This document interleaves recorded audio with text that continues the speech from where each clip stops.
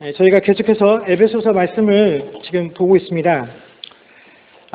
사도 바울은 에베소서 1장에서 3장까지의 말씀들을 통해서 하나님께서 이루신 구원과 그 구원의 사건들을 통해서 에베소 교회 성도들이 누리게 될 그 영광스러운 신분에 관한 내용들을 언급을 하고, 또 그 성도들이 더욱더 하나님 앞에서 온전하기 위하여 몇 가지 기도의 간구 내용들을 기록해 주었고, 오늘부터 시작되어질 이 4장부터 6장까지의 말씀에서는 그렇다면 그 은혜를 경험해서 새로운 신분을 얻게 된 그 성도들은 과연 실제적으로 어떻게 살아야 하느냐에 관한 그 실제적인 문제들을 담고 있습니다. 그래서 사도 바울이 그렇다면 새로운 신분과 은혜를 경험한 하나님의 백성들은 과연 어떻게 살아야 하느냐, 그 첫 번째에 관한 답으로 내놓은 것이 바로 부르심을 받은 일에 합당하게 행하여야 한다라는 것입니다. 여러분, 이 구절은요, 이 짧은 내용 안에 저에게 아주 중요한 원칙을 하나 제시해 줍니다. 그건 뭐냐면, 하나님께서 우리를 구원해 주시고 우리가 하나님과 우리 사이가 하나님을 아버지라 부르고 우리가 하나님의 자녀 되어진 이 새로운 관계 가운데 과연 이 관계의 주도권이 누구에게 있느냐 하는 부분에 대한 답을 우리에게 가르쳐주고 있다라는 것이죠. 그래서 성경은 우리에게 그 답으로 무엇을 제시하냐면, 우리가 하나님을 부른 것이 아니라 하나님이 우리를 부르셨다라는 것으로 그 답을 우리에게 주고 있습니다. 하나님께서 이렇게 우리를 부르셨다라는 이 말씀에는 하나님께서 부르신 그 대상들에 대하여 어떤 특정한 계획과 뜻을 가지고 계신다라는 의미를 가지고 있고, 그렇기 때문에 그 부르심에 따라 나온 자들은 자신을 불러준 이가 가지고 있는 그 뜻과 계획과 목적이 무엇인지를 아는 것이 굉장히 중요하다라는 것을 또 성경이 우리에게 말해주고 있습니다. 그런데 우리는 하나님께서 나를 부르셨다라는 사실, 즉 우리가 하나님으로 인해서 구원받았다라는 사실에 대해서는 인정을 하지만, 그 하나님께서 나를 구원하신 그 사건 안에 포함되어져 있는 하나님께서 우리 한 사람 한 사람들을 향한 뜻과 계획과 목적이 있다라는 사실에 대해서는 잘 인정하지 못하고 그 부분에 대해서 잘 순종을 하지도 못한다라는 것입니다. 대표적인 것이 바로 우리의 기도 생활이죠. 사실 하나님께서 우리에게 기도라는 방법을 주셨을 때 주신 이유는 우리가 그 기도라는 것을 통해서 나를 향한 하나님의 뜻과 계획의 목적이 무엇인지를 알 수 있게끔, 하나님, 도대체 나를 향한 하나님의 뜻이 무엇입니까? 라는 그 하나님의 뜻을 물어볼 수 있는 방편으로 주신 것이 기도였음에도 불구하고 우리는 대부분의 기도 시간들을 무엇으로 활용하고 있습니까? 나를 향한 나의 계획들을 하나님에게 통보하는 방법으로 이 기도를 활용하고 있다라는 것입니다. 자, 처음에는 죄 가운데 있었던 나를 하나님께서 구원해 주셨다는 그 사실 하나만으로도 감사하고 감격이 내 삶에 넘쳐났지만, 이 시간이 점점 흐르겠다에 따라서 이 감격과 감사들은 사라지게 되고, 이제 어떻게 됩니까? 하나님과의 우리 사이의 관계가 물에 빠진 사람 건져냈더니 보따리 내어놓으라는 식으로, 그 전에는 구원시켜준 것만도 감사했지만 이제는 그것만으로는 하나님께 감사할 수 없다라는 것입니다. 하나님, 나를 구원해 온 게 끝이 아닙니다. 내가 이 세상에서 아무런 어려움 없이 살아갈 수 있도록 하나님께서 그 이후의 삶도 책임져 주셔야지요. 라는 것이 우리의 기도의 방법이 되어버렸다라는 것입니다. 그리고 그 하나님께서 내게 베풀어 주시는 것도 세상에서 가장 좋은 것들, 최상의 것들로 채워주지 아니하시면 그것들이 부족하다고 하나님을 원망하고 타박하는 관계가 이제 하나님과 우리 사이의 관계가 되어버렸다라는 것입니다. 그래서 오늘 이 사도 바울은 본문 말씀들을 통해서 도대체 우리가 하나님이 부르신 일에 합당하게 행한다라는 것이 어떤 의미를 가지고 있는지, 그것을 지금 자신이 처한 상황을 통해서 우리에게 설명을 시작을 하고 있다라는 것입니다. 바로 그것이 1절 상반절에 주 안에서 갇힌 내가라는 이 부분입니다. 여러분, 이 에베소서는요, 로마의 감옥에 갇혀 있는 바울 사도가 에베소 교인들을 향해서 쓴 편지입니다. 이 바울 사도가 왜 그 로마의 감옥에 갇히게 되었냐면 그것은 이 바울 사도가 전했던 복음의 내용 때문에 그렇다라는 것입니다. 특별히 어떤 내용이냐면 이 예수 그리스도께서 하나님께서 이 유대인들과 이방인들 모두를 동일하게 사랑하셨다라는 그 내용. 그래서 이방인이건 유대인이건 상관없이 예수 그리스도의 죽으심과 부활하심과 예수 그리스도를 주라고 고백하는 이 고백이 있으면 태생적으로 유대인이 아니라고 할지라도 그 역시 하나님의 자녀가 될 수 있다라는 이 가르침이 전통 유대인들에게 걸리게 되었다라는 것입니다. 그래서 이 유대인들이 그 문제 때문에 바울 사도를 심히 미워하게 되었고 그를 법에 호소를 해서 이제 감옥에 갇히게 되었다라는 것이죠. 그런데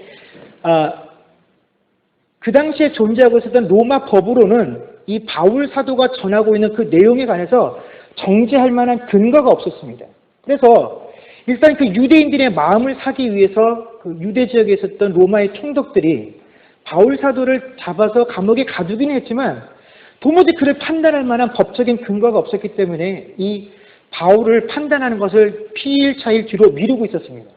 그래서 답답해진 이 유대인들이 어떻게 하기로 하냐면 야 이게 법으로는 도저히 바울 사도를 판단할 수가 없으니까 우리가 알아서 그의 목숨을 취해야 되겠다라고 결의를 하고 비밀리에 준비를 하죠. 그래서 이 사실이 바울 사도에게 전해지자 바울 사도가 야 내가 이 유대 땅에 있다가는 죽음을 면치 못하겠다라고 생각을 해서 그 당시 로마 법정의 최고 기관이었던 황제에게 내가 재판을 받겠습니다라고 호소를 해서 이 황제에게 재판을 직접 받기 위해서 로마로 호송이 되어지고 그 감옥에 갇히게 되었다라는 것입니다.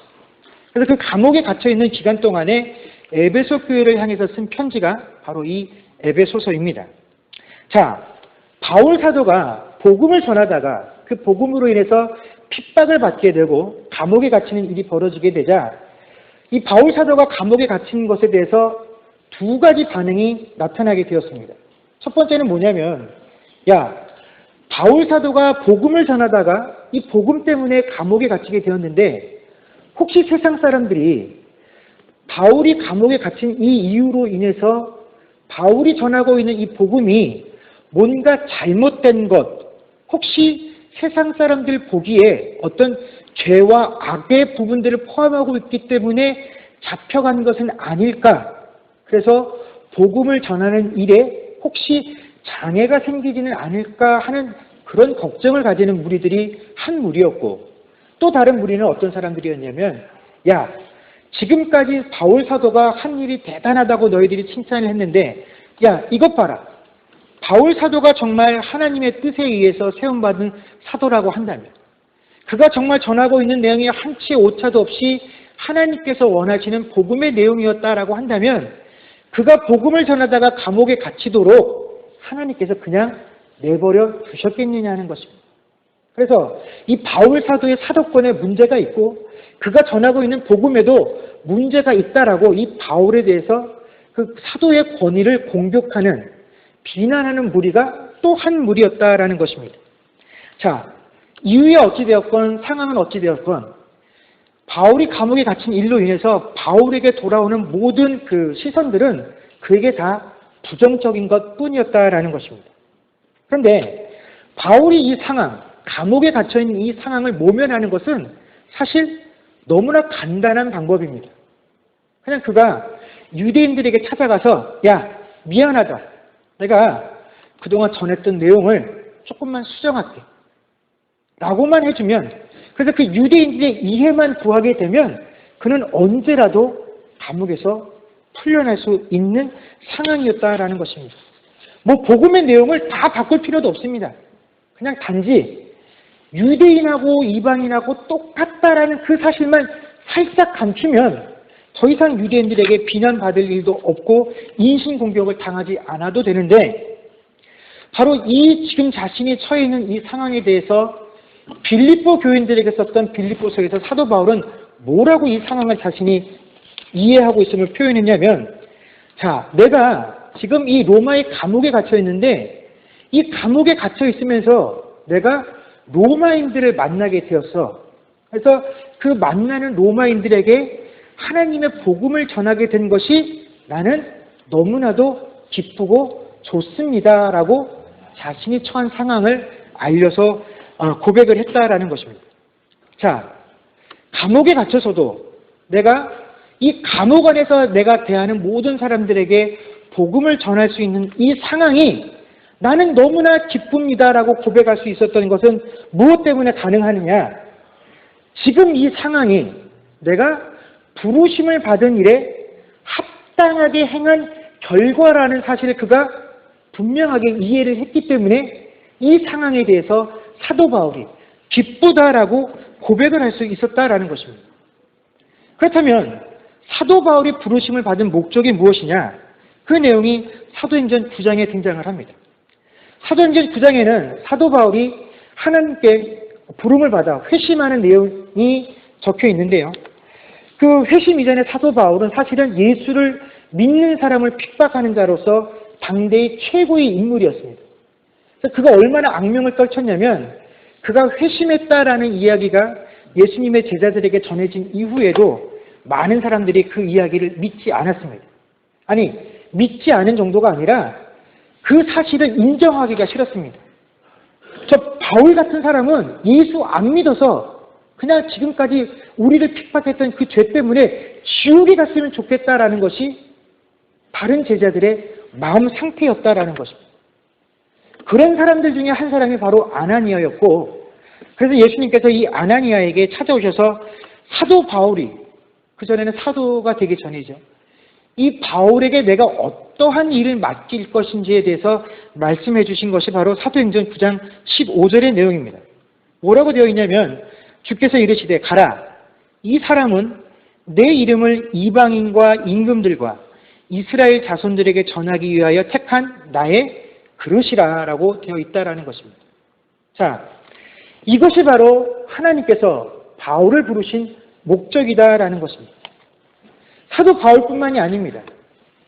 그 이후에 하나님의 복음을 전하다가 핍박을 받았던 그 모든 세대와 모든 사람들이 그 핍박을 받으면서도 그 일들을 감사와 감격과 기쁨으로 감당할 수 있었던 그 힘이 어디로부터 나오느냐?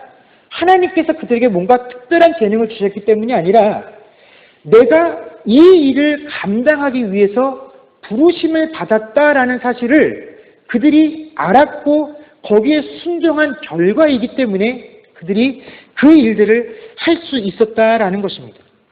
여러분, 우리가 부르심에 합당하게 행한 그 결과가 항상 세상 사람들이 부러워하고 인정할 만한 그런 뭔가 영광과 존귀스러운 것으로 우리에게 나타날 것이다라고 생각을 해서는 안 된다라는 것입니다.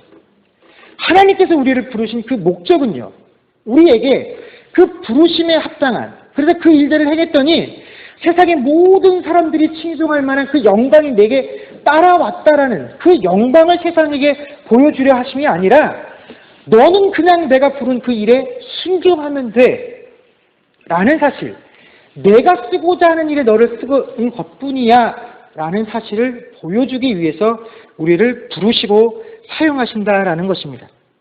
처음부터 끝까지 뭡니까? 하나님의 뜻을 이루기 위함이시다라는 겁니다. 그리고 이것이 우리의 삶에서 어떻게 하면 이루어질 수 있느냐 하는 그 어떻게 가는 부분들이 바로 2절에서 3절까지의 내용이다라는 것이죠. 첫 번째로 사도 바울은 우리에게 모든 겸손과 온유로 우리가 부르심에 합당한 삶을 살아야 한다라고 이야기하고 있습니다. 자, 여러분, 사람이 살면서 진정으로 내 자신이 겸손해졌다라고 내가 느낄 때가 언제이겠습니까? 사람이 내가 진짜로 겸손해져야지 라고 느껴지는 순간이 언제냐면 내가 가지고 있는 힘과 능력으로 뭔가를 할 수 없을 때, 그 전까지는 내가 가진 게 참 대단한 것 같았는데 내가 가지고 있는 것들, 이거 정말 별것 아니구나라는 사실을 깨닫게 되었을 때 사람은 비로소 겸손함을 느끼게 된다라는 것입니다. 그래서 성경에서 우리에게 겸손에 대해서 이야기할 때는 그냥 단순히 잘난 체 하지 아니하는 의미가 아니라 나의 한계를 인정하는 것, 이것이 바로 겸손함이다라는 것입니다. 그렇다면 성경이 말하는 온유하다라는 의미는 뭐냐? 온유는 화를 인내하는 것이 아니라 내가 하나님보다 앞서지 아니하는 것이 바로 온유함이다라는 것입니다. 여러분, 사람들은요, 자신에게 충분한 능력만 있다라고 한다면 언제라도 내 원수를 갚고 싶어 합니다. 자, 내게 이 원수를 갚을 만한 충분한 능력이 있고 시기가 무르익었어 라고 판단이 되어지면 그동안 나를 힘들게 했었던 그 대상에게 내가 받은 만큼 어떠한 방법을 통해서라도 갚아주고 내 스스로 내 마음으로 후련함을 느낄 수 있는 그런 상황들을 누리고 싶어 하는 것이 사람의 마음이다라는 것입니다. 그런데 진정 하나님 앞에서 온유함을 누리는 자들은요, 그 원수 갚는 일을 내 힘과 능력으로 하는 것이 아니라 하나님께 맡겨드린다라는 것입니다. 아, 나에게 충분히 그 일을 할 만한 능력은 있어. 그러나 원수를 갚는 것은 내게 속한 것이 아니라 하나님께 속한 것이다 라는 사실을 인정하고 그것을 행하지 아니하는 것, 그 일을 하나님께 맡기는 것, 그것이 바로 성경에서 말하는 온유함이다 라는 것이죠. 근데 이것이 여러분 우리가 말하는 것처럼 성경이 우리에게 요구하는 것처럼 그렇게 쉽게 되어지는 것들입니까? 쉽게 되어지는 일들이 아닙니다. 그래서 사도 바울은 우리에게 뭐라고 얘기를 하냐면 이게 그냥 우리가 머릿속으로 생각하고 성경이 말씀하니까 그냥 들었다라는 것으로 내가 기도하면서 할 수 있으면 하고 뭐 못해도 어쩔 수 없지. 뭐 나만 못하는 게 아니라 모든 사람들이 다 못하면서 사는데 하고 넘어가야 될 부분이 아니라 우리가 전심을 다해서 이 일들을 감당해야 한다라는 것을 뭐라고 표현을 하냐면 우리가 모든 겸손과 온유로 이 일들을 감당해야 한다라는 것입니다. 네 안에 겸손이라는 것이 있다면, 네 안에 조금이라도 온유한 것이 있다라고 한다면 그 모든 것을 다 모두어서 이 일들을 해야지만 우리가 하나님께서 우리를 부르신 일에 합당한 삶을 살 수 있다라고 강조하고 있다라는 것입니다. 그리고 두 번째로는 우리가 어떻게 해야 그러면 하나님께서 부르심에 합당한 삶을 살 수 있느냐? 성령이 하나 되게 하시는 것을 힘써 지켜야 한다라고 말씀해주고 계십니다. 자, 3절 말씀이죠. 평안을 매는 줄로 성령이 하나 되게 하신 것을 힘써 지키라. 우리가 성경을 읽을 때 그냥 맹목적으로 읽다 보게 되면 그 말씀이 우리에게 가르쳐주는 그 진짜 의미가 뭔지를 놓치고 그냥 우리가 흔히 쓰는 방법으로 이 말씀을 이해할 때가 많이 있습니다. 자, 3절은 우리에게 뭐라고 요구를 하고 계시냐면 우리로 하여금 하나 되기 위해서 노력하라 혹은 하나 되기 위해서 애쓰라고 요구하고 있지 않다라는 점입니다. 뭐라고 요구하고 계십니까? 읽으시면 됩니다. 3절입니다. 다 같이 읽겠습니다. 시작! 평안에 매는 줄로 성령이 하나 되게 하신 것을 힘써 지키라. 성경이 우리에게 요구하는 것은 우리로 하여금 뿔뿔이 흩어져 있는 마음이 갈라져 있는 이것들을 하나로 모으라는 것이 아닙니다. 하나가 되게 하는 건 누구의 역할입니까? 성령 하나님의 역할이다라는 것입니다. 그리고 그 일은 이미 하나님께서 이루신 것입니다. 우리가 해야 할 일은 뭡니까? 그 성령 하나님께서 하나가 되게 하신 것, 그것을 어떻게 해요? 힘써 지킬 뿐이다라는 것입니다. 사사기 7장에 보면 어떤 내용이 등장을 하냐면 이 하나님께 사사로 부름받았던 기드온이 당시 이스라엘을 힘들게 했던 그 미디안 민족들과 전쟁을 치르는 이야기가 등장을 하게 됩니다. 여러분 거기 보면 그 기드온이 처음에 이 미디안 족속들과 대결하기 위해서 군인들을 불러 모으죠. 그때 들었던 그 군대의 숫자가 2만 명이었지만 하나님께서 숫자를 골라내시고 추려서 결국에는 맨 마지막에 300명의 숫자만 남게 됩니다. 그래서 기드온이 이 300명의 숫자들을 데리고 전쟁을 치르게 되죠. 그래서 이 전쟁이 시작되어지게 되고 이 전쟁의 막바지에 이르게 되었을 때 기드온이 주변의 지파들에게 이 전쟁에 참여해서 이 전쟁을 도와달라고 부탁을 하게 됩니다. 이때 부탁을 받았던 지파들이 납달리와 아셀, 므낫세 지파였고 또 한 지파가 바로 이 에브라임이라는 지파였습니다. 그런데 기드온이 에브라임 지파에게는 특별한 부탁을 하죠. 뭐냐면 요단강 나루턱을 지키고 있다가 이 전쟁에서 패해서 도망가게 될 미디안의 방백들을 붙잡으라라는 것이었습니다. 그래서 실제로 이 에브라임 지파들이 그 요단강 나루턱을 지키고 있다가 미디안 군대를 지휘하고 있었던 두 명의 방백이었던 오렙과 스앱을 잡아서 죽이는 전과를 올리게 됩니다. 그리고 그 시체를 가지고 전과들을 가지고 이 에브라임 지파가 기드온 앞에 도착을 하게 되죠. 그런데 기드온 앞에 도착한 이 에브라임 지파가 어떻게 합니까? 기드온에게 화를 내죠. 왜 화를 냈냐면 왜 처음부터 전쟁할 때 우리를 안 부르고 이제서야 우리를 불렀냐? 섭섭하다라고 화를 냈다라는 것입니다. 그런데 이 에브라임 지파가 기드온에게 화를 내는 건 누가 보아도 이해할 수 없는 한마디로 그들의 억지고 시비다라는 것입니다. 여러분, 이 기드온이 미디안 족속들과 전쟁을 하게 되었을 때 이 이스라엘을 침공한 미디안 족속의 숫자가 얼마였냐면 13만 5천 명이었습니다.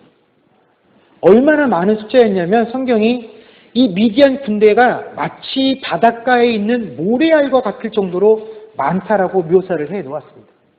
그 많은 사람들이 이스라엘에 쳐들어왔고 이들과 전쟁을 하겠다고 처음 모았던 이스라엘 군대의 숫자가 2만 명이었습니다. 그 2만 명 중에 300명만 낳고 19,700명이 넘는 숫자가 돌아갔는데 여러분, 그들이 돌아가서 집에 가서 한마디씩만 했다라고 한다고 해도 여러분, 이 소문이 이스라엘 전체에 퍼지지 않았겠습니까? 그런데 이 모든 상황을 지켜본 에브라임 지파 사람들이 과연 전쟁이 일어날 것이다라는 것을 전혀 예상할 수 없었겠습니까? 이건 말이 안 되죠. 한마디로 억지이고 시비다라는 것입니다. 그런데 기드온이 이 에브라임 지파들의 시비와 억지를 그냥 잘 받아서 넘겨버립니다. 그런데 그냥 잘 받아서 넘겨버린 정도가 아니라 겸손하다 못해 이 기드온이라는 인물이 정말 비굴해 보일 정도로 이 에브라임 지파 사람들의 마음에 쏙 드는 이야기들만 해서 그들의 마음을 위로합니다. 사사기 8장 2절에서 3절까지 보면 기드온이 그들에게 이렇게 대답을 합니다. 기드온이 그들에게 이르되 내가 이제 행한 일이 너희가 한 것에 비교되겠느냐? 에브라임의 꿀물 포도가 아비에셀의 만물 포도보다 낫지 아니하냐? 하나님이 미디안의 방백 오렙과 스앱을 너희 손에 넘겨주셨으니 내가 한 일이 어찌 능히 너희가 한 것에 비교되겠느냐 하니라. 기드온이 이 말을 하매 그때 그들의 노여움이 풀리니라. 아멘. 여러분, 만물 포도라는 것은 제철에 나온 가장 상품성이 뛰어난 포도를 의미하는 것입니다. 그리고 끝물 포도는 그 제철이 지나가서 마지막에 거두게 되는 것이 끝물 포도죠. 그래서 겉으로 보았을 때에는 차이를 구별하지 못한다라고 할지라도 먹어보면 그 맛의 차이를 확실하게 느낄 수가 있다라는 것입니다. 그런데 오늘 기드온이 그들에게 뭐라고 말하냐면 너희가 맨 마지막 전투에 참여해서 섭섭하다고? 그래서 너희들이 비록 만물 포도와 끝물 포도와 같은 존재라고 여겨질지 모르나 그 끝물 포도가 주는 기쁨과 만족이 만물 포도보다 더 크고 좋은 것이다 라고 오늘 이 에브라임 지파 사람들이 한 일을 칭송해 주었다라는 것입니다. 물론 이것이 우리가 그냥 원래 기드온이라는 사람의 인격이 좋기 때문에 이렇게 반응하고 넘어갈 수 있어라고 생각할 수도 있습니다. 그렇다면 이렇게 좋은 인격은 어디로부터 출발이 되어질 수 있느냐? 그것은 바로 하나님의 주권을 인정하고 지금 이 상황이, 이 문제가 하나님께서 나를 불러주신 그 일에 합당하게 행하는 것이다라는 것을 인지할 수 있을 때 우리가 저 사람 인격 참 좋네라고 말할 수 있는 그런 인격을 보여줄 수 있다라는 것입니다. 여러분, 사람의 성정으로 따지자면 이 일은 100% 에브라임 지파가 잘못한 일입니다. 그들이 비난받아 마땅합니다. 그리고 기드온에게는 그들을 비난할 만한 자격도 명분도 충분히 있었습니다. 그러나 그는 온유했습니다. 만약 에브라임 지파에게 잘못이 있어서 이 자잘못을 판단받고 이 잘못된 행위로 인해서 하나님께 벌을 받아야 한다라고 한다면 그 잘잘못을 따지는 것은 내게 속한 것이 아니라 누구에게 속한 것이다라는 것입니까? 하나님께 속한 것이다라는 것입니다. 이 기드온은 하나님보다 앞서 나가지 결코 않았다라는 것입니다. 그는 하나님께서 미디안을 대적하기 위해서 하나로 묶어주신 이 이스라엘 부족 연합군, 이 하나됨을 망치지 않게 하기 위해서 그가 할 수 있는 모든 것들을 다 내어놓아서 그들의 마음을 기쁘게 해주는 그 일들을 하고 있었다라는 것입니다. 그런데 여러분, 우리가 세상에 나아가서 살아보셔서 아시겠지만 여러분, 사람 마음 하나 얻는 게 쉽습니까? 이게 보통 어려운 일이 아닙니다. 보통 낮아지지 아니하고 보통 비굴해지지 아니하면 얻을 수 없는 것들입니다. 그래서 내 안에 있는 모든 것들을 다 쏟아내지 않으면 결코 쉽게 얻을 수 없는 것, 이 일들을 오늘 기드온이 우리에게 보여주고, 그래서 바울 사도는 우리 안에는 모든 겸손과 온유를 짜내야지만 너희가 이 일들을 할 수 있다라고 우리에게 말씀해 주고 계신 것입니다.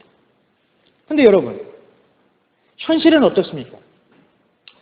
하나님께서 우리에게 하나라고 불러주시고 하나라고 만들어주신 이 교회라는 이름을 쓰고 있는 이 공동체 안에서 하나님께서 있는 모습 그대로 받아주시고 용납해 주신 그 사람들을 대할 때, 그 상황들을 대할 때, 여러분, 하나님이 괜찮다라고 말씀하시고 하나님이 하나라고 불러주신 그 사람들을 볼 때 우리는 얼마나 불편한 기색들이 우리 마음속에 많이 있는지 모릅니다.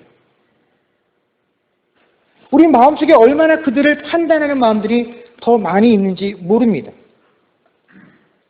여러분, 이 교회 안에는요, 각양각색의 사람들이 존재합니다. 우리가 흔히 좀 믿음이 좋다라고 부르는 분들이 있는가 하면 아직 믿음이 좀 연약해라고 하는 사람들도 있고, 심지어 야, 어떻게 저런 사람이 교회에 나올 수 있어? 라고 하실 만한 그런 인격과 품행을 가진 사람들도 교회 안에 있습니다. 그래서 우리는 그런 사람들을 보게 되면 저 사람과 내가 하나로 묶여 있다라는 사실을 쉽게 인정하지 못합니다. 그래서 그와 나는 다르다라는 것을 어떻게 해서라도 보이려고 한다라는 것입니다.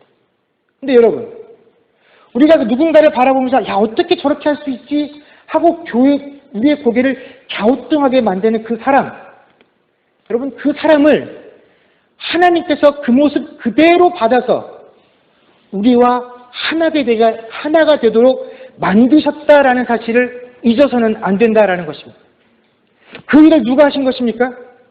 하나님께서 하셨다라는 것입니다. 너희의 의사를 필요로 하는 것이 아닙니다. 우리의 의사가 필요한 것이 아닙니다. 우리가 저 사람과 하나가 되기 위해서 노력해야지, 애써야지, 우리의 노력이 필요로 하는 것이 아니다라는 것입니다. 하나님께서 우리에게 내가 그렇게 했어, 너희가 할 일은 내가 하나로 만들어준 그것을 그냥 깨지지 않도록 힘써 지키기만 하면 돼 라고 요구해 주신다라는 것입니다. 바로 하나님께서는 우리를 교회라는 공동체로 불러주시고 이 거룩한 무리 가운데 교회라는 이름을 주셨을 때, 야, 너희가 교회라는 이름으로 모였으니까 그 모임 가운데 너희들의 마음이 상하고 너희들이 생각이 갈라진 그런 일들은 절대로 생기지 않을 거야 라고 말씀해 주신 적이 없다라는 것입니다. 항상 너희들이 모일 때 너희들의 마음이 기쁘고 너희들 모든 사람들이 동의할 만한 그런 일들만 너희에게 벌어질 것이야 라고 말씀하신 적이 없다라는 것입니다. 각양각색의 사람들이 모여서 그 안에서 얽히고 설켜서 때로는 다투고 때로는 분노하고 때로는 울게 될 것인데, 그게 내가 너희를 하나로 만들어 주었기 때문에 그렇다라는 것입니다. 그래서 여러분들이 이 안에 있을 때 누군가로, 어떤 상황으로, 여러분들의 마음이 아무리 아파도 그 아프다는 이유로 하나님께서 하나 되게 하신 것을 뗄 수 없다라는 것입니다. 여러분들의 마음으로, 우리들의 생각으로 될 수 없는 것이기 때문에 오늘 하나님께서 뭐라고 말씀하셨습니까? 모든 겸손과 온유로 하고 오래 참음으로 사랑 가운데 서로 용납하는 것으로 이 일들을 하되 너희가 힘써 이것을 지켜야 된다라고 말씀하신 것입니다. 쉽게 되어질 것이다 라고 우리에게 말씀하신 적이 없다라는 것입니다. 그런데 하나님께서 우리에게 힘써 지키라고 당부를 하셨음에도 불구하고 우리의 현실은 저 사람과 내가 서로 다르다라는 것을, 나는 저 사람보다 좀 더 뛰어나다는 것을 드러내는 것을 더욱더 좋아하고 그것들을 나의 자랑으로 삼는 그런 시대가 되었고 교회가 그런 모습들을 보이게 되었다라는 것입니다. 여러분, 우리가 이 교회를 하나 되게 하는 것, 하나님께서 하나로 묶어주신 이것들을 지킬 수 있는 방법은 우리의 모든 겸손과 온유로 하지 아니하면 절대로 될 수 없는 일입니다. 여러분, 우리가 이 일들을 사랑의 마음으로 서로 용납하겠다라는 그 마음이 없으면 결코 지킬 수 없는 것이 이 하나님께서 하나로 만들어주신 교회라는 것입니다. 그리고 이것을 우리가 힘써 지킬 수 있을 때에라야 우리가 서로에게 뭐라고 말할 수 있는 겁니까? 내가 하나님께서 나를 부르신 일에 합당하게 행하고 있다라고 말할 수 있다라는 것입니다. 여러분, 누군가를 바라볼 때 답답하십니까? 누군가를 바라볼 때 내가 저 사람을 용납해야 되겠다라는 마음이 드십니까? 여러분들이 할 수 있는 그 모든 온유와 겸손을 가지고 하십시오. 여러분이 가지고 있는 그 최대한의 사람들을 가지고 그 일들을 하십시오. 그게 아니면 안 됩니다. 그냥 쉽게 할 수 있다라고 생각하지 마십시오. 여러분, 구원받은 성도이십니까? 다시 한번 묻겠습니다. 구원받은 성도이십니까? 여러분, 그렇다면 그 구원에 합당한 하나님께서 우리를 부르신 그 일에 합당한 삶을 행하는 저와 여러분들이 되어야 할 줄로 믿습니다. 그러기 위해서 우리에게 필요한 것들이 뭡니까?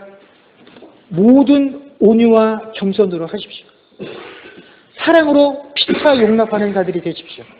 그리고 무엇보다도 내가 하나님께 부름받은 그 일에 합당한 삶을 살아야 하겠다라는 그 이해가 우리의 삶에 있어야 할 줄로 믿습니다. 이번 한 주간 우리가 세상 가운데 나아가서 살게 될 때 정말로 하나님께서 그 어떠한 상황과 어떠한 처지와 환경 가운데서도 나를 불러주셨다라는 그 부르심에 합당한 삶을 살 수 있는 저와 여러분들이 될 수 있기를 주의 이름으로 간절히 축원합니다. 기도하겠습니다.